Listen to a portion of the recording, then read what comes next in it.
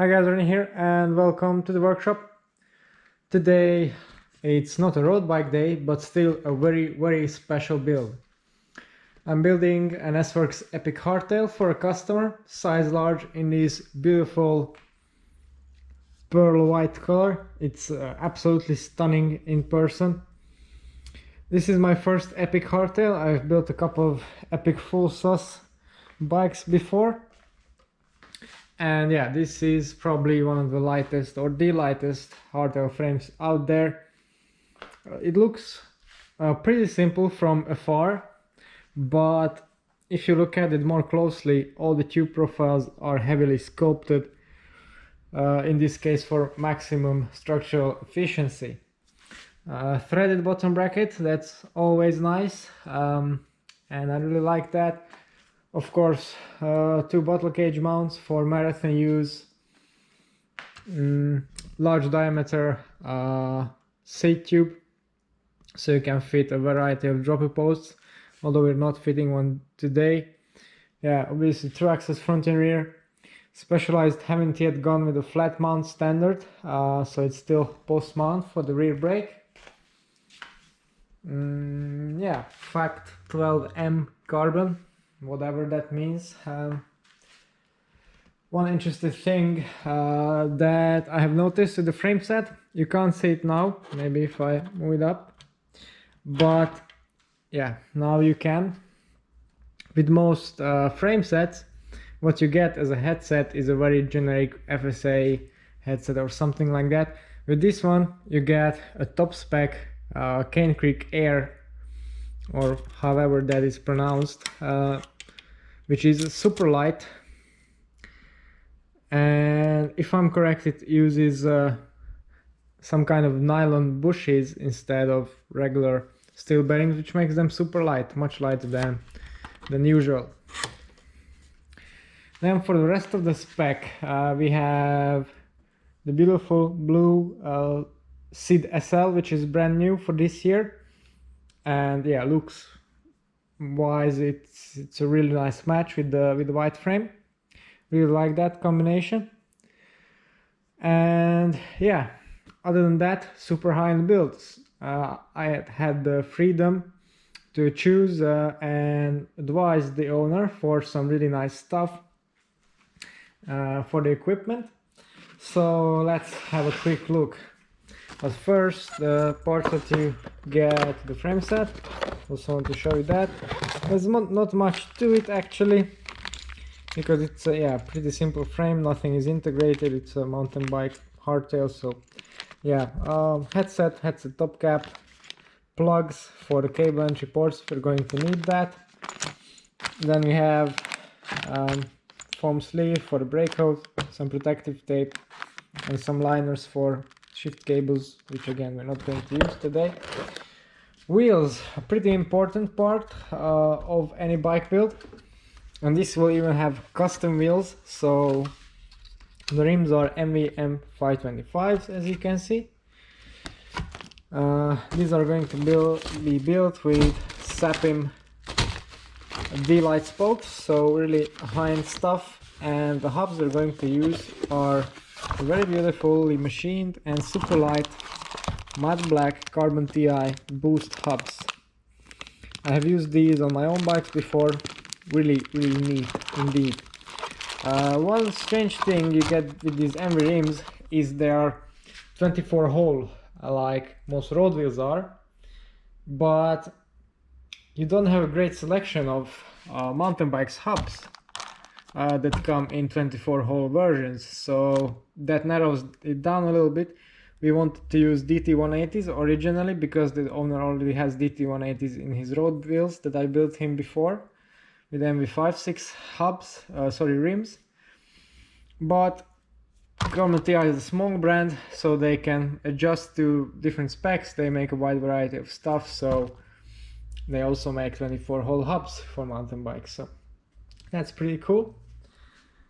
Yeah, just a couple of looks to admire the frame. It's really stunning. I wish the Venge was made in this color. Obviously it's going to be around 50 to 70 grams heavier than a black or a raw finish, but it's absolutely stunning. Then we have an S-Works SL stem. I already marked the position for the cut. Yeah, that's just the box of the fork. We'll have a complete rainbow or oil slick colored SRAM XX1 Eagle XS group set. This is the cassette. Again, it's going to match the frame really well because the logos are kind of a holographic oil slick as well, and also the white also has this oil slick reflection to it. Very nice. So yeah, this is the cassette. And then if I open this,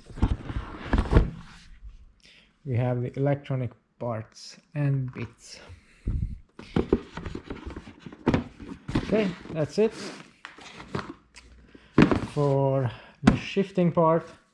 Brakes, SRAM level ultimate, just to match the rest of the group set with the 2-piece rotors, also very nice and light.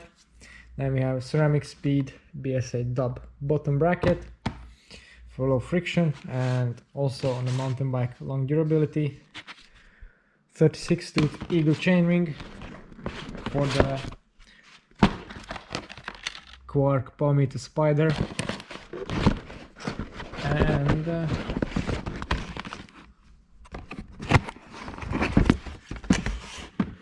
there's also the very nice Dub SL XX1 crankset for the pound meter.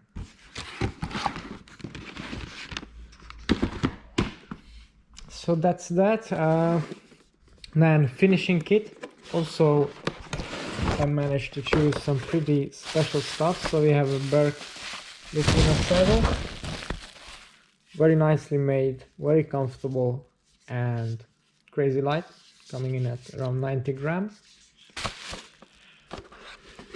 Then we have what else than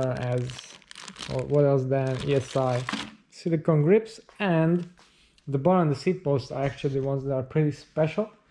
These are from a small Spanish manufacturer called Derima Carbon. This is their UD matte handlebar with the white decal just to match the frame. And the special thing about these is their weight.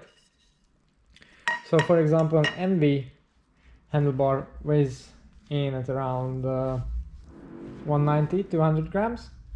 This one weighs just 100 grams, and price wise they're very similar. So yeah, it's a very nice choice, also beautifully made. And then the same thing goes for the seat post, also extraordinarily light, even though these are reinforced components. All of the Derima components are custom made to order, so you can choose different finishes, different logos, different colors and different strength. If you're 60 kilos, you don't need these reinforced parts. This rider weighs in at 85 kilos, so I opted for the reinforced version. Yeah, so it can really be tailored to your specific needs. Okay, so this is the build kit we're going to use. Let's start the build itself. Okay, fast forward a couple of days and we have the bike ready. Unfortunately, I didn't have time to do a proper build video, so let's just go over to the complete bike. I'm sure many of you will ask about the weight. So that is 8.25 kilograms, so extremely light for a size large mountain bike. Basically that's a mid-range disc brake road bike territory, so very nice. And yeah, I think it looks quite beautiful with the white pearl frame. The blue fork pops out really well, and yeah, the rest of the details just blend in nicely.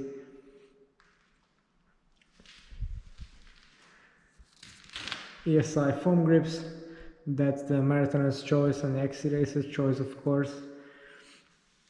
Could probably be even lighter if you didn't have a remote for the 4 lockout. And yeah, there are a couple of other areas where you could shave weight. For example, you could use bird polymer spokes or the like. Yeah, the remote carbon fiber stem and seat clamp. What else? Maybe some lighter THM cranks, although that's not very functional because then you don't have the power meter. The mechanical version of XX1 probably wouldn't be lighter, but there are lighter cassettes around and lighter brakes for sure, like the trick stuff Picola, so you could choose those. Then in terms of tires, these are proper SOX Fast Reacts 2.3 with 100 ml of sealant in there, so a very real world like setup. So if you went for some weight training build, you could probably shave some weight off those. Otherwise the rims and the hubs and the rest of the components are pretty light themselves, but probably could be done under 8 kilos for sure. Also, just a simple thing, if you chose the black version of the frame, it will look as good, but it will be at least 100, maybe 150 grams lighter in my opinion. Yeah, so painting carbon fiber white requires a lot of paint because as you all know, the material in itself is black, so it needs many layers of color to make it white. Okay, so that's all about this build. A bit of a detour from the usual aero road bike world, but still very nice indeed. If you enjoyed this and you want to know more about the bikes that I work on and use myself, then don't forget to tune in to the channel later on. And yeah, see you next time.